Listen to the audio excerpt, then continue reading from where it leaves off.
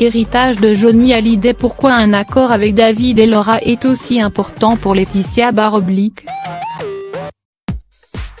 Le décès de Johnny Hallyday, survenu dans la nuit du 5 au 6 décembre dernier, a malheureusement provoqué une bataille judiciaire sans précédent. Mais après de longs mois de tension, un accord à l'amiable pourrait être trouvé selon les informations avancées par BFM TV.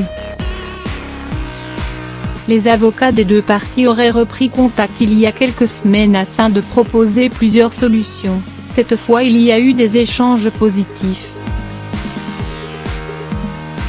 Aujourd'hui, tout le monde est dans une démarche de négociation, a ainsi confirmé une source proche du dossier aux Parisiens.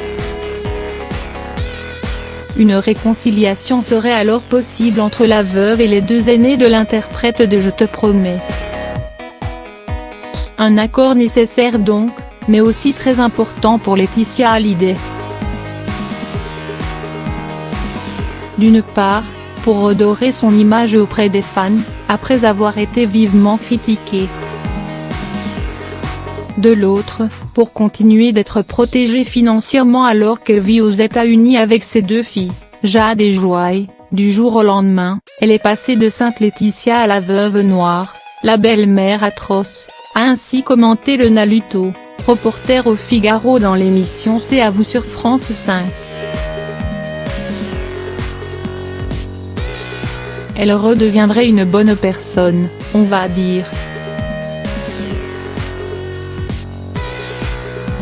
Et puis, en plus, elle clôt le dossier et elle n'a plus d'ennuis fiscaux.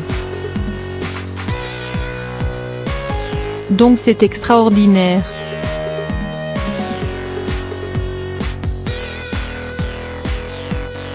En effet, si Laura et David acceptent un accord avec leur belle-mère, les deux aînés seront solidaires des dettes fiscales engendrées par leur père, comme l'explique la journaliste.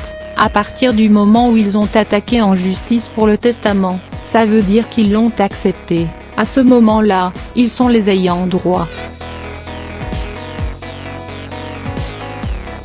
En parallèle, les avocats de Laetitia Hallyday semblent vouloir transférer de nouveaux biens, motos, voitures, immobilier et, au sein du trust géré par Bank of America aux États-Unis, ce coffre-fort a vocation à contenir la majorité, sinon la totalité de la succession de Johnny Hallyday, a expliqué Pierre Ourcade à BFM TV. C'est la raison pour laquelle les avocats de Laetitia Hallyday ont saisi la Cour suprême de Los Angeles pour y intégrer ces biens. Mais serait-ce au détriment des aînés Baroblique?